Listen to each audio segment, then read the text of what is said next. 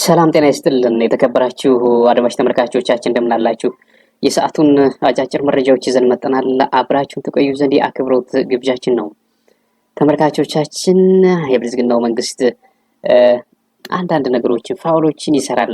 ጥሩ ነገር እንደሰራ እስኪ አንድ ሴት ተዋጊ ጀት አብራሪ እያስተዋወቁን ይገኛሉ። እስኪ መጀመሪያ እንስማና ከዛ እናወራለን። ምኞት ማለት ነው። ምኞትሽን አገኘሽ? በሚገባ ምናልባትም ካሰብኩት ሁሉ በላይ በጣም ደስ ይላል። ሀዊ ሲባል ምንድነው ሀረርጌ ዘፈን ላይ እንደዛ እንሰማ ነበር። ስለዚህ አሁን በአካል ሀዊ ጋር ተገናኘ። ምክትል መቶ አለቃ እዚህ ጋር ያለው ማዕረግ ያንን ነው የሚነግረን። ምክትል መቶ አለቃ። እዚህ ለመድረስ ግን በጣም ብዙ ሂደቶች አሉት። እንዴት ታለፈ? በጣም እንዳልሽው ሎንግ ፕሮሰስ ነው። አልባት 5 አመት ከዛ በላይ የፈጀብን ፕሮሰስ ነው።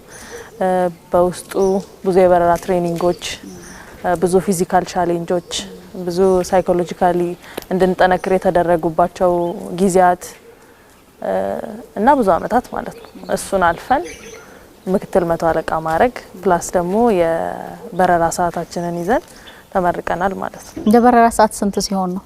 250 ሰዓት። 250 ሰዓት ብዙ ነው በጣም። የብልጽግናው መንግስት አዳዲስ ፓይለቶችን እያስተዋወቀን ነው። ያው ኢንቴንሽኑ ምን እንደሆነ ይታወቃል። በነገራችን ላይ ይችኛዋ ልጅ የተዋጊ ጀት አብራሪ ሆና ባለፈው ሳምንት እንደተመረቀች ነው የምትናገረው። ሙሉ ቃለ መጠይቁን ያው አለ ኢቢሲ ላይ ፋና ላይ አለ። ልጅቷ ትውልዷ ጅማ ነው። በነገራችን ላይ ይሄ ጅማ የሚባለው ነገር በጣም በብልጽግናው በኩል በጣም እየገነነ እየወጣ ነው። እያንዳንዱ ነገር ከወደ ጅማ እየተሳበ ነው። አይታችሁ ከሆነ ለምን ብትሉ ያው ሰውየው ከጅማ ስለመጣ ያው በሻሻ ያዘው ጅማ በጣም በሚገርም ሁኔታ። በነገራችን ላይ ሴት ጀት አብራሪዎቻችን እያሉ እያስተዋወቁን ነው። በነገራችን ላይ እነዚህ ሴት ጀት አብራሪ ይሁን ወንድ ምንም ማተር አያደርግም። ያው አብይ አህመድ ማተር ያደርጋል ብሎ የሚለው ምንድነው ጀት አብራሪዎች ሴት ቢሆኑ ሜቢ የመክዳት እንትናቸው ይቀንሳል ብሎ ነው የሚያስበው። ታማኝ ናቸው ሴቶች ከወንዶች ይልቅ ብሎ አስቦ ያደረገው እንደሆነ ይህ አመላካች ነው። ሴቶች ያው ሲመቱም ጨካኝ ናቸው። የሆነ ነገር ምቱ ከተባሉ ቀጥታ ይመታሉ። ወንዶች ግን ትዕዛዝ አልፎ አልፎ አይቀበሉም አይነት ነገር ይባላል እና ሴቶችን ጀት አብራሪ አድርጎ አሰልጥኖ ማስመረቅ ያው ለአብይ አህመድ ስልጣን መጠበቂያ ያው ይጠቅማል ብሎ ያሰበ ነው የሚመስለው። ግን በሚገርም ሁኔታ ምን አሁን እኮ የትኛውን ውጊያ ነው? አሁን እኮ የኛ ጥያቄ የትኛውን የውጭ ጠላት እየመታችሁ ነው? ኢትዮጵያውያንን ምናምን ለመጨፍጨፍ ነው የምታስተዋውቁን ፓይለቶችን? ኢትዮጵያውያንን እንዲያው ባትወጣ ነበር የሚሻለው። እንደውም ይቺ ፓይለት ይቺ ጀት አብራሪ ተዋጊ ጀት አብራሪ ያው ሚሊታሪ ውስጥ ያለ ማለት ነው ባታሳዩት ነበር የሚሻለው። ምክንያቱም ሲቪል ዋር ነው እያካሄዳችሁ ያላችሁት እንጂ የውጭ ወራሪ ኃይል መጥቶ ምናምን አይደለም እየተዋጋችሁ ያላችሁት። አሁን ቀጥታ ትግራይና አማራን በድሮን በጀት የምትደበደቡ በእንደነዚህ አይነት ልጆች ነው። ስለዚህ እቺኛዋ ናት የምትደበደባችሁ በቀጣይ ምናምን እያላችሁ ነው እያስተዋወቃችሁ ነው። እንደዛ ነው በቃ ኢንቴንሽኑ። አንዳንዴ እኮ እንዲያው በጣም የሚገርሙ ናቸው። ናቸው በእናታችሁ ታውቃላችሁ እንግዲህ ጨርሱት። ያደጉት አገራት እኮ ፓይለቶቻቸውን ያው ያስተዋውቃሉ እኮ በቪዲዮ በምናምን እንደዚህ ምናምን እናያለን እኮ ሴት አብራሪዎች ምናምን የእስራኤል የአሜሪካ ተብሎ እናያለን በሚዲያ። እነሱ እኮ ሀገራቸውን ዳር ድንበር እያንዳንዱ ነገር ዲሞክራሲ አስፍኖ ነው ያወጣችሁ የምታሳዩ። አሁን ይቺ ሴት ተዋጊ ጀት አብራሪ ናት ብላችሁ ብታሳዩ ይችኛዋን ልጅ አይን ውስጥ ከማስገባት ውጭ ሌላ ምንም እንትን የለውም። አብይ አህመድ ለማስፈራራት ነው ሴት ጀት አብራሪዎችን እያሰለጠን ነው አይከዱኝም ሴቶቹ ብሎ ነው የሚያስበው አብይ አህመድ። ያው ሴቶችንና እናቶችን እያታለለ አይደል እንትን ያለው። አሁን የህፃናት አካባቢ ምናምን የሚታየው አብይ አህመድ ለህፃናት ለእናቶች እንዲሁም ለሴቶች ይራራል ለመባል ብዙ አክት ምናምን የሚያደርግ ግለሰብ ነው ግለሰቡ በነገራችን ላይ። እና አሁን ሴት አብራሪዎችን አመጣዚ በእንትን መስኮት በቲቪ መስኮት ብታሳየን ይችኛዋ ከመጠቆር ውጭ ሌላ እንትን የለውም። ምክንያቱም እያደረክ ያለው መጀመሪያው ላይ መግቢያው ላይ እንደተናገረው ሲቪል ዋር ነው እንጂ ሶማሌ ልትወረን መጣ ወይ ሌላ ሱዳን ወይ ቱርክ ምናምን ልትወረን ወጣ ወይ ግብጽ አይደለም እያሳየን ያለው። አሁን ይቺ ልጅ ባለፈው ወር አስመረቃችኋት 250 ሰዓት የማብረር ብቃት አላት በከፍተኛ ማዕረግ የተመረቀች ትውልዷ ጅማ ነው ብላችሁ ጽፋችኋል ፌስቡክ ፔጃችሁ ላይ ጽፋችኋል የኢቢሲ ፌስቡክ ፔጅ ላይ አለ የእንትዋ ባክግራውንዷን በደንብ አትናገርም ግን ያው ከጅማ እንደመጣች ከጅማ ለምን እንደመጣች ኢንቴንሽኑ ይታወቃል እና ቀጣይ በአማራ ክልል ጭፍጨፋ የምታካሄድ ይችላል ማለት ነው በጣም በጭካኔ በአማራ ክልል ትዕዛዝ ይሰጣታል አሁን በሚቀጥሉት ወራት ዙሩ ሲከር ይሄ ጦርነቱ ዙሩ መክረሩ አይቀርም ይሄ ሰሜኑ ጥምረት የሚባለው አሳስቦታል አብይ አህመድ ለማፍረስ ጥረት እያደረገ ነው ግን አያፍርሰውም ህወሓት ፖለቲካ በደንብ ቁርጥማ ይበላሽ ናት አብይ አህመድ ህወሓትን የማታለል እንትኑ አብቅቷል መጀመሪያ ነው ተታለው ሄዶ የነበረ አሁን ከዚህ በኋላ አብይ አህመድ ምንድነው የሚለው በደንብ ታውቋል የሰሜኑ ጦርነት ጊዜም በደንብ እንዴት ምን እንዳደረገ ጭካኔውን በደንብ ስላዩ ከዚህ በኋላ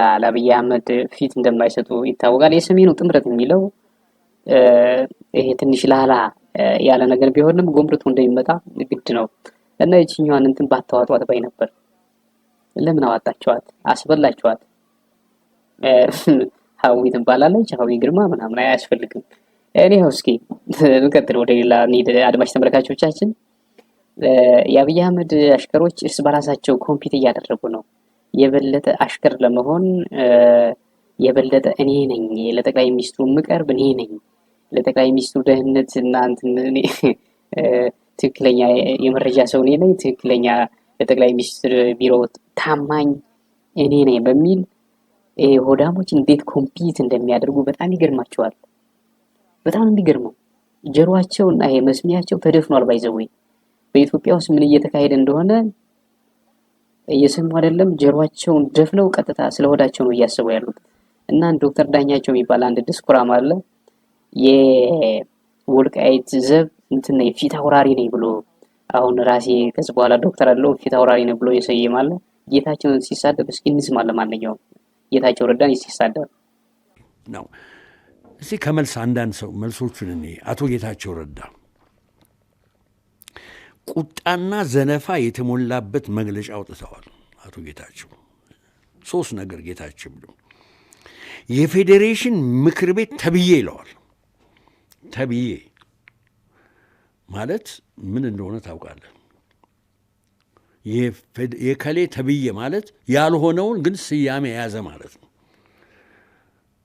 አንድ ሁለተኛ ህገ መንግስታዊ ስርዓት አልበኝነት ይላል ይሄ በሎጂክ ኦክሲሞሮን ይባላል አንስ ህገ መንግስታዊ ካልክ በኋላ እንደገና ስርዓት አልበኝነት የሚል ቃል ተጠቀማችሁ ገባምል አንዱን ያፈርሰዋል ሶስተኛ ምን ይላሉ ይላል ጌታቸው ረዳ በጠራራ ፀሐይ ህገ መንግስት እየተገዘገዘ ይላል መቼም እኔ ጌታቸውን በፊትም የዛሬ ኦልሞስት 20 ዓመት ባንድ በብርቱካን ሚደቅሳ ላይ ክርክር አድርገናል ያነሳሁት አሁንም ያልተለወጠበታሉ አቶ ጌታቸው የቃላት ኢኮኖሚ አያውቅም በተለይ አንድ ሚኒስተር የሆነ ሰው ተጓዳኝ የሆነ ሚኒስተሩን ተብዬ ብሎ መሰየም እና እንደዚህ በማዋረድ መግለጽ እኔ መቼም ጌታቸውን የማየው እንዴት ነው አንድ በቃ በአንድ ቤተሰብ ውስጥ ስፖይልት የሆነ ቻይልድ ይኖራል ይላል ፍሮይድ አንድ ያልበሰለ ልጅ በካቢኔ ውስጥ እንደፈለገ ግን የሚናገር እንደውም የፖለቲካ ልጅ እያሱ ብየው ነበር ያንዲ እያሱን ስለሞላ ላነሳ አልፈልግ ገባብን ሰው እንዴት ነው የሚፈቀድለት ዳኛቸው ሰምታችኋል ጌታቸው ረዳ ምንም መልስ አልሰጠም ሶሻል ሚዲያ እንትኑን ቼክ አድርገናል እስካሁን አልሰጠም መልስ ለዚህ ሰውዬ ይሄ ሰውዬ በጣም በሚገርም ሁኔታ ወልቃይትን ሀገር ሆና እንድትወጣ ለማድረግ ጥረት እያደረገ ያለ ግለሰብ ነው በጣም በሚገርም ሁኔታ ይሄ ፈላስፋ ነኝ ብሎ ራሱን የሚጠራ ግለሰብ በጣም አጭበርባሪ የሆነ ሽማግሌ ነው እና ጌታቸውን ሲሳደብ ያው እኔ ለጌታቸው እንትን ብዬ አይደለም ጌታቸው ራሱ አንተ አሽቃባጭ አንድ ምንነቱ የማይታወቅ ምን እንዳሰበ የማይታወቅ የሚያምታታ ግለሰብ ነው በነገራችን ላይ እሱ ላይ ፎከስ የሚያደርገው ፋይናንስ ላይ ነው ብር ላይ በጣም ይወዳል መዝናናት መጠጣት ማንቧረክ ከሴቶች ጋር ድሪያ ምናምን የሚመቸው ግለሰብ ነው ጌታቸው ይሄ ጭንቅ ምናምን ውጥረት ያለበት ነገር አይወድም። ይሄ በህወሓት ጊዜ አስገድደውት ገብቶ ነው እንጂ አይወድም እንደዚህ አይነት ነገር። ሪላክስ ማድረግ የሚፈልግ ግለሰብ ነው እና ጌታቸውን በደንብ አድርጎ ዘለፈው። ከ20 ዓመት በፊትም ለካ ከጌታቸው ጋር ተከራክረዋል እና በጣም የሚገርም ነው። ለአብይ አህመድ እኔ ነኝ ታማኝ፣ አብይ አህመድ ለምንድን ነው ጌታቸውን የማይቀጠው አይነት ነገር ነው የሚል ዳኛቸው። የሚገርም ሁኔታ ይገርማቸዋል። አይታችኋቸው ከሆነ እየተጣሉ ያሉ በአብይ አህመድ ዙሪያ ያሉት ናቸው። ደመቀ ዘውዱም ሲሰድበው ነበር ጌታቸው ረዳን። አንዳንዶቹ ድራማ ነው ይላሉ። አውቆ አብይ አህመድ ይህ ነው ትኩረት ለመሳብ ነው ወይንም በትግራይና በአማራ መካከል ያለውን እንትን ውጥረት እንደገና ሪኒውድ ለማድረግ እየሞከረ ነው ይላሉ። ግን አይደለም። እነዚህ ሆዳሞች እርስ በራሳቸው ኮምፒት እያደረጉ ነው። የአብን ፓርቲ ኃላፊዎች ነጋሸውን እንዴት እንደሚያሽቀብጡ አይታችኋል። ይሄ የሚበሉት የተሰጣቸውን ስልጣን ይዘው መቆየት ነው የሚፈልጉት። ይገርማል። እኔው እስኪ አሰብ ወደ ቀይ ባህር እንደተቀየረ እንንገራቸው እስኪ ደግሞ እዚህ ጋር። ከዛ ውጭ ግን የጦርነት ሰበካቸውን ላሰማቸው ቀይ ባህር ካልገባን የሚሉት ሲጀመር እቅዴ ያው ቀይ ባህርን የማስመለስ እቅድ ነው ያለን። ቀይ ባህር ድሮም የኛ ነው፣ አሁንም የኛ ሆኖ ይቀጥላል ማለት ነው። ቀይ ባህር ቢመለስ ብናስመልሰዋለን ብዬ ተስፋ አድርጋለሁ። ቀይ ባህር የሚገባው ለኢትዮጵያ ነው። ስለዚህ ቀይ ባህርን ደግሞ እናስመልሳለን። ቀይ ባህር ጉዞ እንግዲህ ያው ከህዝባችን ምንም አንፈልግም። ከህዝባችን የምንፈልገው ሞራል ብቻ። በነገራችን ላይ የብልጽግናው መንግስት አሰብ የሚለውን ቀይሮታል ቀይ ባህር ብሎ። በጣም በሚገርም ሁኔታ አሰብ ይሄ ተምኔላቸው ራሱ የብልጽግናው አሰብ የሚለውን ቀይሩት ምናምን ብሏል አብይ አህመድ። እና አስተውላችሁ ከሆነ ተመልሰው ካልመጡ ሰሞኑን ለአለፉት 2 ሳምንታት ቀይ ባህር እያሉ ነው የሚያወሩ። አሰብ ፓርቲኩላሪ ኤርትራን ፎከስ የሚያደርግ ነው፣ ኤርትራ ላይ ፎከስ የሚያደርግ ነው። ቀይ ባህር ግን ሱዳን ላይም አለ፣ ግብጽ ላይም አለ፣ ጅቡቲም አለ፣ ወርዶ ሶማሌም አለ ታች ሶማሌ ጫፍ ላይ በሰሜን በኩል ሰሜናዊ ሶማሌ። ስለዚህ አሰብ የሚለውን ወርድ አትጥሩ ተብሏል መሰለኝ። ቀይ ባህር እያሉ ነው። ዚስ ማች ነው እንግዲህ። አሰብ ይመለሳል ብላችሁ ተስፋ ያደረጋችሁ ግለሰቦች ካላችሁ ተስፋ ቁረጡ። ምንም አይነት አሰብ የለም፣ አይመለስም። አየነው እኮ አብይ አህመድ ወደ አማራ ክልል ጫፍ ላይ እንዲሁም ወደ ትግራይ ድንበር በርካታ ጦሩን ካስጠጋ በኋላ መልሶ ወደ መሀል ሀገር እንትን እያጓጓዘ እንደሆነ መረጃዎች እየወጡ ነው። ስለዚህ ዜሪዝ ነው አሰብ ብላችሁ እያሰባችሁ ያላችሁ ኢትዮጵያውያን የብልጽግናው ደጋፊም ሆኑ አትሆኑ የለም፣ ድራማ ነው። እዩት። እያንዳንዱ 3 ዓመት ሙሉ እንዴት ድራማ እንደሚጫወቱብን 3 ዓመት ሙሉ። አሁን ይሄ ቅርብ ጊዜ ከመጀመሪያ ስልጣን ላይ እንዳለ ተውት፣ እሱን ረሳ ነው። ይሄ በምስራቅ ኢትዮጵያ ሶማሌ ክልል ጅጅጋ አካባቢ የሆነ ነዳጅ ድፍድፍ ተገኘ የሚባለው እሱ ድራማ ሆኖ እንደቀረ ያው ተስፋ ቁረጡ። ድራማቲክ ነው እያንዳንዱ ነገር። ይሄኛው ራሱ አሰብ ድራማ ነው። ሶማሌላንድ ተፈራረምን፣ በቃ በቀይ ባህር በኩል መውጫ አገኘን ተባለ፣ ወፍ የለም። ይሄ እንዲያውም ተደመደመ እኮ በዲስከሽን ምናምን ከቱርክ ጋር ሆኖ ዳግም አብይ አህመድ ወደ ሶማሌላንድ እንዳትመጣ ተብሎ ተደምድሞ የተፈራረሙት ተቀዶ ጋርቤጅ ተጥሏል፣ ቅርጫት ውስጥ ተጥሏል፣ ተቃጥሏል ደብዳቤው። አሁን ደግሞ አሰብ የሚለውን ወደ ቀይ ባህር ቀይረውታል። እኛ አሰብ አላለም ቀይ ባህር እንጂ ቀይ ባህር ማለት እንግዲህ በጅቡቲ በሶማሌ ኮንፊውዥን ነው ይምታታባል። እንግዲህ ለማምታታት ነው ሲፈጥር ይሄ ብልጽግና የሚባለው የተደራጀው። ቀይ ባህር በየት ነው የምንገባ? ቀይ ባህር ስትል በየት ነው? በሶማሌ ነው? በጅቡቲ? በግብጽ በኩል? በየት በኩል? በጣም ያሳዝናል። በጣም በቃ ኤቭሪቲንግ ልክ ከንቱ በላይ ነው። አሁን የብልጽግናው መንግስት አይታችኋላ፣ ምንም ነገር እንደሌለ እየተናገርን ነው። ምንም የለም። አሁን ይሄ በፊት ከአብይ አህመድ ጋር ይሄ ሲያሟሙቅ የነበረው በሙሉ ሸሽቷል። በነገራችን ላይ አሁን ከአብይ አህመድ ጋር ያለ ባለስልጣን በሙሉ አብይ አህመድ የሚወድቅበትን ቀን እየተጠባበቀ ነው። ልክ እንደ ጆተኒ በረኛ ተገልብጦ ወደ ሌላ ዳይሬክሽን ነው እንትን የሚል ይሄ ትግሉ ላይ ያለ ፋኖ ሻዕቢያ ህወሓት ብልጽግናውን ለመጣል ምናምን እያሉ ነው አይደል? እያሰቡ እያሴሩ ነው ተብሏል። ጥምረት ፈጥረው ሊመጡ ነው ተብሏል። ይሄኛውን እየጠበቀ ነው የአብይ አህመድ ባለስልጣን አዲስ አበባ ያለው። የሆነ ጫፍ ብቻ ፋኖና ህወሓት እንዲሁም ሌሎቹ ትንሽ ገፋ ብታደርጉ ባንዴ በቅጽበት ነው እንዳለ የሚከረበቱ። ከመቅጽበት የአብይ አህመድን ይከዱታል። በሙሉ መሯቸዋል ስለ አብይ አህመድ። በቃ ተረት በቃ ሰለቻቸው። ተጨባጭ ነገር እንደሌለ መሬት ላይ ያውቃሉ በሙሉ። በማስፈራራት ነው በነገራችን ላይ አብይ አህመድ እንትን እያለ ያለው። ይሄ ቴክኖሎጂ በድሮን ነው። አይታችሁ ከሆነ በአማራ ክልል ባለፈው ሻውራ ደቡብ ጎንደር አካባቢ ያሚን ማዕከላዊ ጎንደር ይሄ በጣና ዙሪያ አካባቢ የፋኖ ኃይሎች ገብተው አንድ ወረዳ ላይ ያን ያክል የድሮን ጥቃት እንደዛ አድርጌ ነው መደበድባቸው ለማስፈራራት። ምክንያቱም ኦልሬዲ ተዳክሟል ይሄ መንግስት ስለተዳከመ ነው እንደዛ ወረዳ ላይ ያን ያህል ድብደባ ማድረግ ማለት ልክ እንደ ትልቅ ዞን ከተማ ትንሽዬ ወረዳ ላይ ትንሽዬ አንድ ህንጻ እንኳን የሌለባት ወረዳ ላይ ያን ያክል የድሮን ድብደባ ማድረግ ዚስማች ነኝ እኔ ማንም አይችለኝም ሳይኮ ጨዋታ ነው። ግን ያው እንደተዳከመ የሚያመላክት ነው ይሄኛው። የአማራ ብሔራዊ ንቅናቄ አብን ረዳት ፕሮፌሰር ዳምጠው ተሰማ 3 ደቂቃ አለዎት። አመሰግናለሁ። ውድ ኢትዮጵያውያን ከዚህ ተገኝቼ የኢትዮጵያን የውጭ ጉዳይ ፖሊሲና የደህንነት አማራጭ ፖሊሲ ለማቅረብ በመገኘቴ የተሰማኝ ደስታ ገልጻለሁ። እዚህ ጋር ያሰማችሁ የአብን ተወካይ ነው። የምርጫ ክርክር ላይ ጋዜጠኛው በሚያነሳው ጥያቄ ላይ መልስ ምናምን ለመስጠት መጥተው ነው። የብልጽግና የአብን እና ሌሎች ፓርቲዎች አሉ። አቤት ውርደት! አብን በቃ ወርዶ እዚህ ደረሰ አይደል? በጣም ነው እኮ የሚያሳፍረው። አብን ስራ ፍለጋ በቃ በብልጽግናው ሰፈር ምናምን እየተንከራተተ ነው። ስራ ፍለጋ ነው በነገራችን ላይ ስራ ፍለጋ እንጂ አገር ለመምራት እንደዚህ ተመርጦ ምናምን አይደለም። ስራ እየፈለጉ ነው። የእንትኖች የአብን አመራር በሙሉ ብልጽግናው ፓርቲው ስለመግባት የሆነ እንትን እየፈለጉ ነው። ወንበር ስራ ኖርማል ደሞዝ ተከፍሎት ኖርማል ግለሰብ ሆኖ አንገቱን ደፍቶ ያችን እየቆረጠመ ሊኖር ማለት ነው እንጂ ስለ አማራ ጉዳይ ምናምን they don't care። ግን በአማራ ህዝብ ስም አማራ ብሔራዊ ንቅናቄ ብለው በህዝቡ እየነገዱ ነው።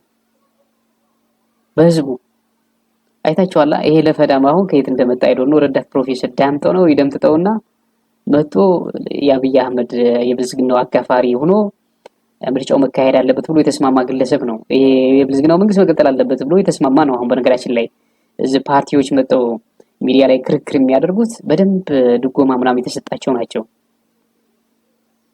ይሄ የብልጽግናውን መንግስት አቀፍ ደገፍ አድርገው ያው ተወዳድረናል ብለው ሸፈንፈን አድርገው ያው የብልጽግናው መንግስት እንትን እንደሚል ይታወቃል። የለም ህዝብ የሚደግፈው ፓርቲ የለም እዚህ ውስጥ። መጀመሪያ በህዝብ እንዲጠሉ አድርጓል አብይ አህመድ። ፓርቲዎችን ከህዝብ እንዲገለሉ በህዝብ እንዲገለሉ እንዲጠሉ ቶታሊ ከህዝብ ማይንድ እንዲወጡ አድርጓል አብይ አህመድ። አብን አሁን በአማራ ክልል ምን ቦታ አለው? አሁን ምን አይነት ስሜት አለው የአማራ ህዝብ ስለ አብን ብላችሁ ብትጠይቁ የለም ነቲንግ። ደልቶታል። አብን የሚባል ኦልሬዲ ፈርሷል፣ እንደሌለ ነው የሚቆጠረው። የለም በቃ አብን የሚባለው እንደፈረሰ ነው የሚቆጠረው። እና በዛ አብን በሚባለው ስም ድሮ የተደራጁ ግለሰቦች በዛ ስም አሁን እንደነዚህ አይነት ወራዶች መጥተው ለሆዳቸው ያው ስራ እየፈለጉ ነው። ስራ ፍለጋ ላይ ናቸው። they are looking for job። በጣም ይገርማል። አሳፋሪ ስንት አይነት ነገር አየን፣ ስንት አይነት ሆዳም አየን ከዚህ ከአማራ ክልል። አማራ ክልል ብቻ አይደለም ያው ከትግራይ ክልልም እየታዩ ነው በርካታ እንትኖች በርካታ ካሪዎች። እንዲሁ ከትግራይ ክልል እንደዚህ ክዶ የሚወጣ ይኖራል ብለን አላሰብንም ነበር። ያው ዳይቨርሲፋይድ መሆን እኮ ጥሩ ነው፣ ግን ማዕከል ያለው መንግስት ምንድነው ብሎ ማሰብ አንደኛ ሰው በጣም ጥሩ ነው። አሁን እያደረገ ያለው ማዕከላዊ መንግስት ምንድነው? ኢንፋክት ፈንድ እየለቀቀ ነው፣ ብር በደንብ እየለቀቀ ነው። ለምንድን ነው ግን ዳጎስ ያለ እንዲሁ ብር ምናምን ሲለቅ ጸጥ ይላል? በቃ ጸጥ ይገላቸዋል። በቃ ጥሩ የሆነ ብር ምናምን ሲለቅባቸው ትንፍሽ አይሉም። ጸጥ ያን እየበላ ቤቱን ዘግቶ ቁጭ ይላል። ሲያልቅበት ይወጣና ያሳካል። በቃ ያለው ሁኔታ እንደዛ ነው። አብን የሚባል አሁን እዚህ ጋር መጥቶ እወዳደራለሁ ብሎ የሚደሰኩረው ይሄ ዳምጠው የሚባል ይደምጥተውና ስራ እየፈለገ ነው። ሌላ ምንም ነገር ሊያደርግ አይደለም። ስራ ጆብ እየፈለገ ነው። የአማራ ብሔራዊ ንቅናቄ የኢትዮጵያን የውጭ ጉዳይ ፖሊሲና ደህንነት ፖሊሲ ከውጭ ወደ ውስጥ ከውስጥ ወደ ውጭ በሁለቱም መልኩ የሚመለከት ይሆናል። ከዚህ ባሻገር የአማራ ብሔራዊ ንቅናቄ ቀደምት ክፍተቶችን በማረም የትርክትና የአተያይ የውጭ ፖሊሲና ደህንነት ፖሊሲ አተያይ ቅርጾችን በማስተካከል እንዲሁም የኢትዮጵያን የብሔራዊ ጥቅም በብዙ አይነት የዲፕሎማሲ መንገድ በማስተካከል ወይ ደግሞ ጥቅሟን በማስከበር ላይ የተመሰረተ ዲፕሎማሲ ያከናውናል። ይህም ሲባል አንደኛው የባለብዙ ወገን ዲፕሎማሲ ይከናወናል። ይሄ ግለሰብ እንግዲህ እዚህ ጋር ወጥተህ ስተዋራ እኮ ሰው ሊያዳምጥ የሚችለው ትክክለኛ አብን ስትሆን ነው። ለመዋረድ ነው የወጣው። ያው ወራዳ ነህ በቃ። ከዚህ ሌላ ምንም አይነት ትርጉም አንሰጠውም። በነገራችን ላይ መጥተህ ብትለፋደድ አንተ የአማራን ጥያቄ እንደማታስመልስ ኦልሬዲ ነው እናውቃለን። ኦልሬዲ የታወቀ ነው። ያኔው እስኪ ወደ ቀጣይ መረጃ ነው ሰላችሁ ወደ መጨረሻው የብልጽግናው መንግስት ያለበት ሁኔታ ምንድን ነው? ሰራዊት ውስጥ ምን እያለ ነው? በነገራችን ላይ በቃ የብልጽግናው መንግስት ያለበትን ሁኔታ የሚያንጸባርቅ አንድ ለፋኖ እጁን የወሰደ የመከላከያ ሰራዊት አባል አለ በእውነት እና ሲስሙት ያለበት ሁኔታ ብልጽግናው በቃ ይሄ ነው። ሌላ ምንም እንትን የለውም። እንዲያው ኮንፊውዝ የሆናቸው ግለሰቦች መንግስት ያለበት አቋም በጣም የማጀቀ ነው ማለት ነው። ጀመር እንዲመሆንም ባክ ሰከንድ አልቆይም ነበር። አንደኛ መሳሪያ ጋር ግንኙነት የለውም እስራኤል አብዛኛው እና ታሳፍ ታጠቅ ከሄድክ አይወድም ፋኖ ኮርኔል ሉቂት እንደርፎ ነው የሚያባር ቀጥል በእግር ብሎ እዚህ ባህር ዳር በእግር ነው የምትሄደው የሚባል ነገር አለ።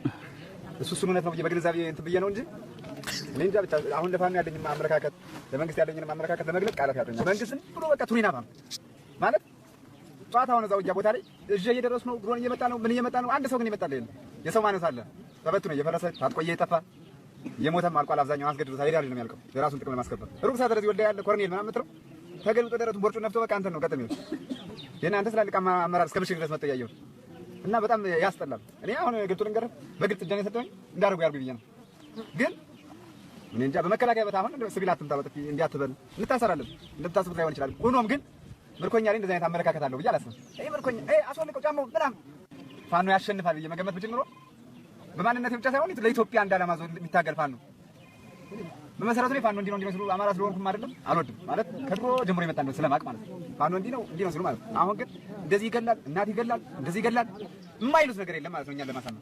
አሁን ግን በአካል ያገኘነው ነገር ታምር እኮ ነው። መከላከያው እንኳን ምኑ በጃ ይዘን በቃ ምን እናሉ እጅ ልንሰጥ ነው ስንል እኮ ሁለት ነፍስ ነው ያዘው ግን ይባሉ ቀጥታ ሊመጡት አምነውን ክላሽ ነው ያዘው ብሬን ነው ያዘው ድሽቃኔ ነው ያዘው።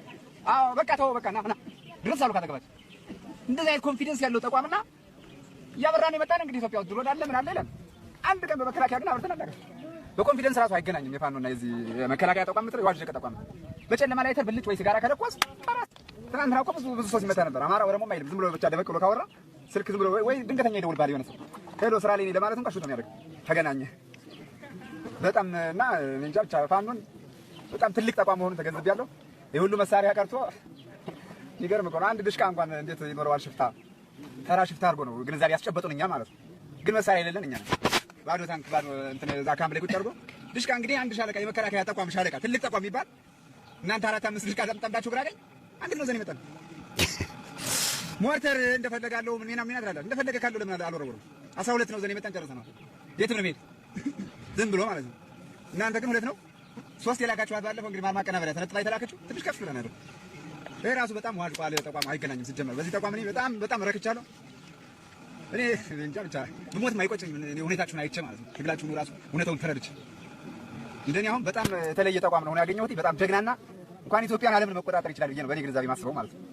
እና ከዛ ጭራሽ ጦሩ እህል ሳይቀምስ ጭራሽ ለኛ ምርኮኛ ማን ነው እንደዚህ የሚንከባከብ ትክክለኛ ዓለም አቀፍ ሕግ ይዞ የሚንቀሳቀስና አንድና አንድ ለኢትዮጵያ ዓላማ የቆመ ፋኖ ነው ያረጋግጣለሁ እስከ መጨረሻ። ቀጣይ ዓላማ ምንድን ነው? ቀጣይ ዓላማ እኔ ወደዚህ ለመሄድ አይደለም። እኔ ለመሄድ ብዙ ሙከራዎች አድርጌያለሁ። መንጃ ፈቃድ አውጥቻለሁ።